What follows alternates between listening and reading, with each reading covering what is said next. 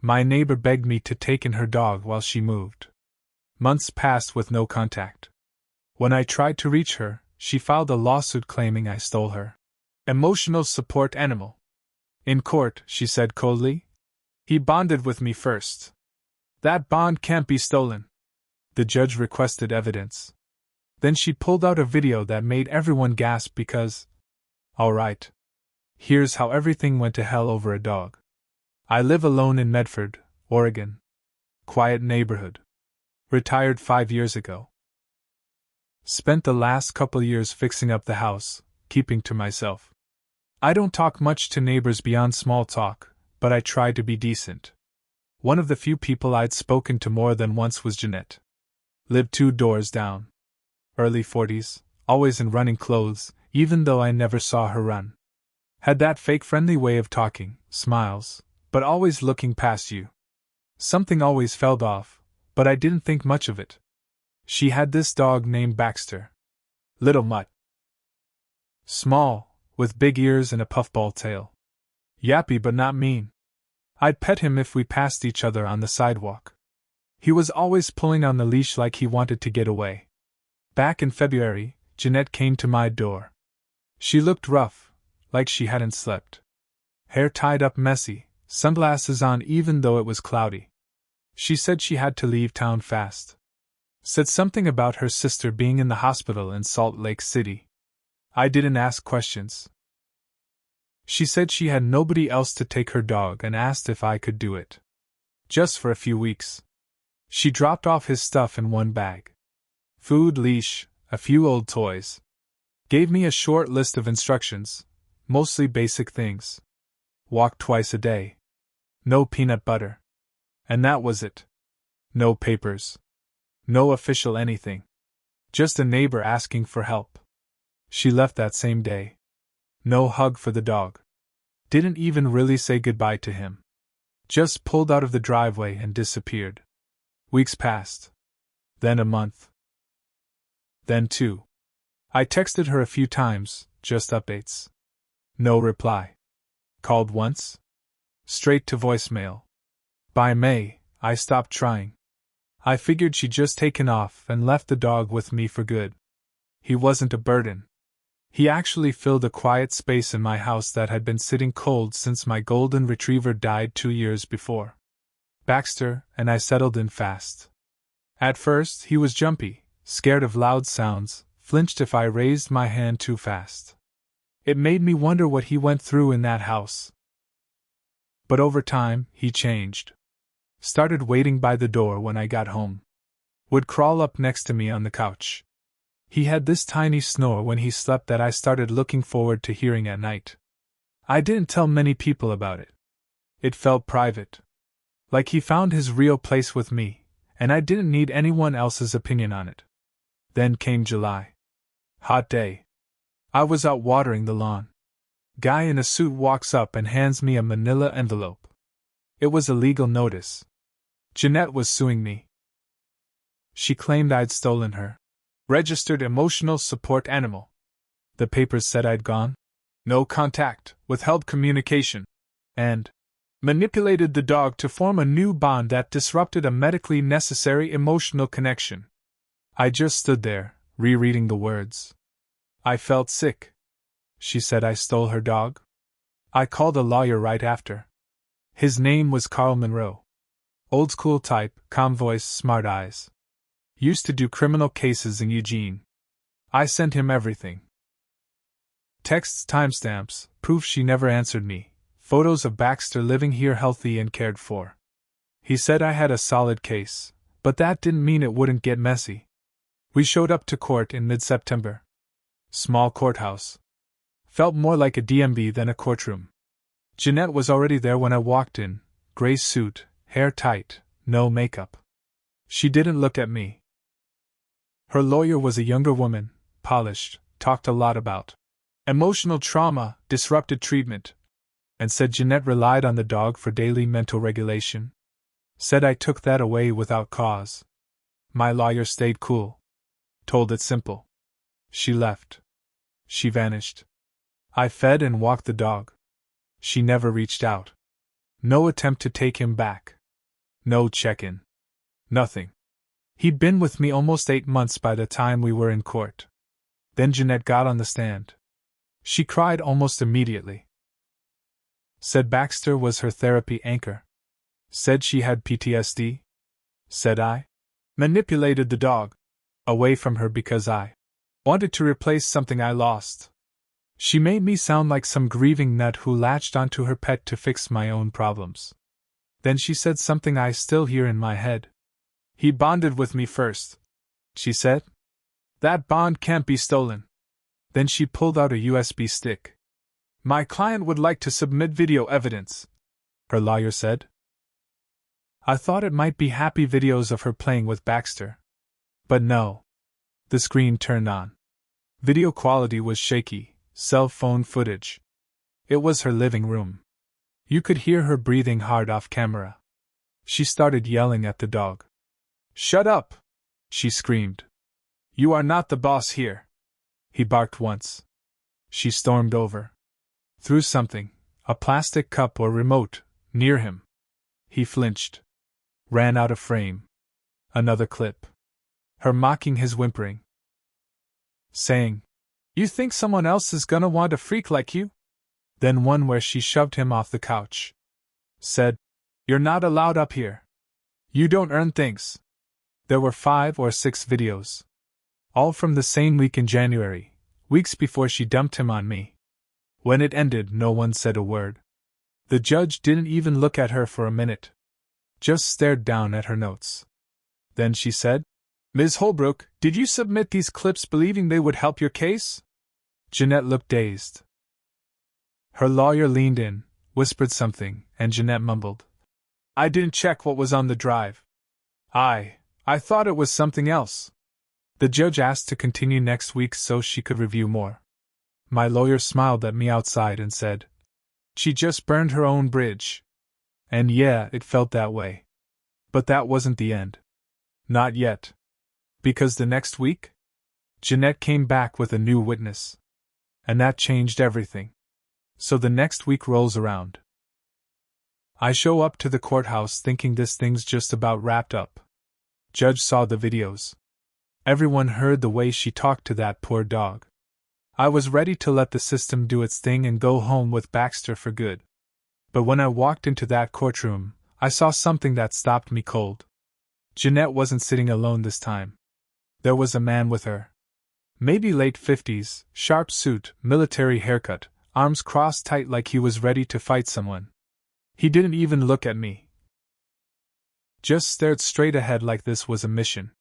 Carl, my lawyer, leaned in and whispered, That's new. Court came to order. Judge Carlson looked annoyed already. She asked Jeanette's lawyer why a new witness was showing up this late in the case. Jeanette's lawyer said this was Jeanette's licensed mental health provider, and that he had critical new information about the relationship between Jeanette and the emotional support animal. Carl stood up and objected. Said it was too late for new witnesses. Said they should have been disclosed earlier. Judge agreed to hear the man's statement. For the record only. Which meant the court wouldn't weigh it unless something changed. The guy stood, gave his name, Dr. Wesley Graham, licensed trauma therapist. Said he'd been treating Jeanette on and off for 2 years. Then he said something that changed everything. He said Baxter wasn't just an emotional support animal. He claimed Baxter had been prescribed to Jeanette by a mental health program run by a local veterans group where he also volunteered. He said Baxter was part of a clinical plan, and removing him could be considered a disruption of care. I almost laughed out loud. Jeanette had never once mentioned being a veteran, and she never said Baxter came from a therapy group. She made it sound like she just bought him off Craigslist. Carl asked to cross-examine. He asked for records. Proof of the prescription. Dates. Documents. Dr. Graham got flustered. Said he didn't bring anything. Carl asked if he personally saw Jeanette pick up the dog from the program. Dr. Graham said no. Carl asked how often Jeanette had been to therapy this year. Dr. Graham hesitated and finally admitted. Only once, in January. That was before she dumped the dog on me. The courtroom got real quiet. Then Carl pulled out a binder and flipped it open. He had emails Jeanette sent to a local dog rescue group back in December. They were part of a public online archive from the rescue's old website. In them, she was begging them to take Baxter off her hands. Said he was too loud, that he peed on the carpet, and that he was ruining her dating life. That's when Carl said the words I'll never forget. Your Honor, I think it's clear this dog was never treated as a support animal by Ms. Holbrook. He was treated like a burden. The only time she cared about him was when she realized someone else actually wanted him. The judge didn't say much. She looked pissed, though. She told both parties we'd reconvene in 5 days for final arguments and ruling. As we walked out of the courtroom, Jeanette rushed past me. Didn't even look up. Dr. Graham followed, shaking his head like he'd just been tricked into walking into a trap. But here's the twist. That night, I got a message on Facebook. It was from a woman named Kyra. She said she used to rent Jeanette's basement 2 years ago. She said she saw my name mentioned in a legal thread on a local community page about the case. And she had something to tell me. She said I needed to know what really happened to Jeanette's last dog. Yeah. Apparently, Baxter wasn't her first emotional support animal. Kyra said Jeanette had another dog before him. A small lab mix named Daisy. She said Jeanette claimed that dog was also prescribed. But the dog vanished one day, just gone. When Kyra asked, Jeanette said she gave her to a better home. But 2 weeks later, Kyra saw Jeanette throw a box of dog toys into a dumpster. She had a weird look on her face. Cold.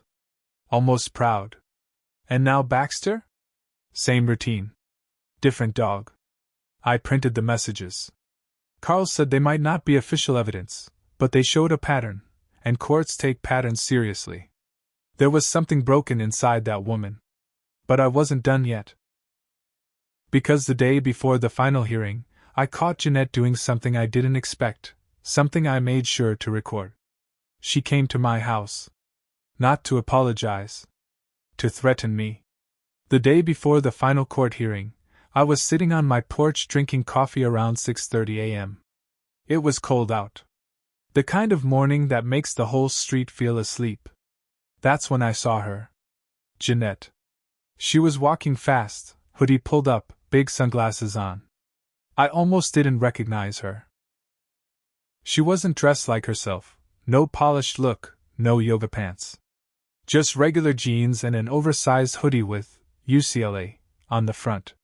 She didn't notice I was outside at first. She walked up to my house and stood on the porch steps. I didn't say anything. Just watched. She looked around, then pulled something out of her jacket pocket, a set of keys. I stood up. What do you think you're doing? She jumped, then tried to cover it with a smile. Oh, hey. Didn't see you there. She said like this was some normal visit. I just wanted to talk. With house keys? I said. She looked down. Then shoved them back in her pocket. They were from before. She muttered. From when I gave you Baxter. She was lying. She never had a key to my house. I never gave her one. I think you should leave. I said. She didn't move. Instead, she stepped closer. You don't understand what this dog means to me, she said, voice low. You're making it into a circus, but this isn't about you. I stayed quiet. Let her talk. I know things didn't look great in court. She went on, still whispering. But that doesn't matter. Baxter knows I'm his person. That bond, it's still there. You can't erase it with treats and long walks. Then she said it. If you don't drop this case, I'll make sure you regret it. Legally or not. I didn't say a word. I just turned my phone screen around and showed her it was recording the whole time. Her face changed. She didn't get mad. She didn't yell. She just went blank. Turned around. Walked back down the steps. By the time I stood up and looked down the street, she was already in her car, speeding off toward her place. I sent the video to Carl that same hour. He replied fast. She just added witness intimidation to her list of bad decisions. We'll bring this up. But that wasn't the last surprise. The next morning, day of the final hearing, Carl handed me a manila folder in the courthouse parking lot. He said, "This came in from the rescue group Kyra mentioned. Took some digging." Inside were scanned adoption records. One was for Daisy, the dog Jeanette had before Baxter. It was from 2021. The papers showed Jeanette had surrendered Daisy voluntarily to the shelter. Not because of allergies. Not due to housing changes. The reason she listed? Dog no longer fits my lifestyle. Carl grinned. We can use this, he said. Pattern of neglect. Repeated behavior. This will speak louder than any of her crying fits. That courtroom felt different the last day. Like everyone could sense what was coming. Jeanette walked in wearing the same cold face. Her lawyer didn't look confident anymore. We sat down. Judge Carlson came in and asked if there were any last submissions. Carl stood and said, "Yes, Your Honor. 2.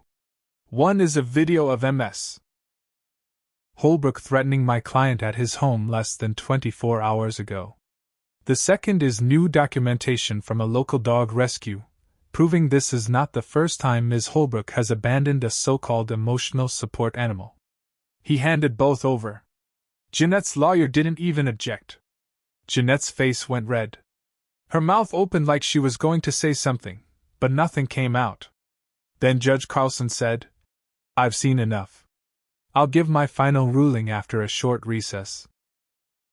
But she didn't leave the room. She just looked down at her bench for a few long moments. Then she looked right at Jeanette and said, "Actually, I'm ready now." Judge Carlson stayed silent for a long moment. Then she set her pen down.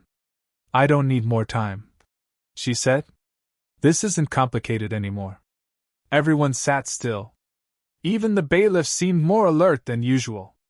She turned to Jeanette first.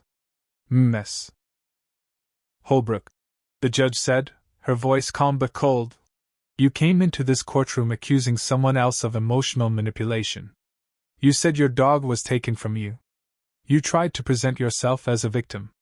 But what you've shown this court, through your own videos, your own actions, and your own words, is that Baxter was not an emotional support animal to you. He was a problem. A nuisance. Something you threw away when it got hard." Jeanette didn't blink. Didn't move. She just stared forward. "I saw you shove him off the couch. I saw you scream at him. I saw fear in that dog's eyes. Then you filed a lawsuit to reclaim him, not out of love, but out of ego. Because someone else gave him what you refused to. You wanted him back, not to care for him, but to prove a point." Then she turned to me. "Mr. Hanley, I believe you saved this dog." I didn't know what to say. I just nodded. The judge looked back at Jeanette. "I'm dismissing your claim in full. You have no legal right to the animal. Furthermore, I'm fining you for court costs and filing a false civil claim. You're also being referred for a psychological evaluation before any future pet ownership. If any agency finds you in possession of another animal in the next 5 years, you'll face legal consequences." Jeanette finally moved. She jerked her head toward her lawyer. "You said we could win this," she hissed. Her lawyer didn't say anything. Then the judge added one more blow. "Lastly, the court is issuing a protection order. You are not to contact Mr. Hanley again. No calls. No visits. No social media. If you come near his home or his property, you will be arrested." And just like that, it was over. Or so I thought. But karma didn't stop at the courtroom door. A few days later, I got a call from Kyra again. She told me Jeanette's house had been listed on Zillow, fast and cheap. She was leaving town. But not because she wanted to. She'd been fired. Turns out Dr. Graham, the therapist Jeanette used to make her case, wasn't officially her doctor anymore. He worked part-time with a private veterans outreach group and volunteered at the community center. When he testified, he didn't mention he hadn't seen her in months. Carl sent the video of Jeanette threatening me, along with the court's ruling, to the vet center's board. They took it seriously. Real seriously. Dr. Graham was suspended. His license wasn't revoked, but his public record was flagged. He tried to defend himself online, posted a long blog claiming he was manipulated by a manipulator. It didn't help. Jeanette? She had more than her name dragged. A local reporter who covers court hearings picked up the story. Small town. Nothing better to write about. The article went viral locally. People were furious. Animal lovers, therapy dog trainers, even a few therapists chimed in. Word got out that Jeanette had tried to dump 2 dogs in 2 years. The animal rescue group she'd contacted? They posted a screenshot of her old email on their Facebook page with her name redacted, but everyone figured it out. Within a week, she was being publicly shamed online. Her social media vanished. A few weeks after that, her house sold under market value. She left Medford. No goodbye. No explanation. Gone. As for me? I kept the video files, just in case. Put them on a flash drive labeled "Never Again." Baxter's still with me. Older now, calmer. He still gets nervous when people raise their voice, but he's better. Trusts more. Sleeps deeper. He's my dog.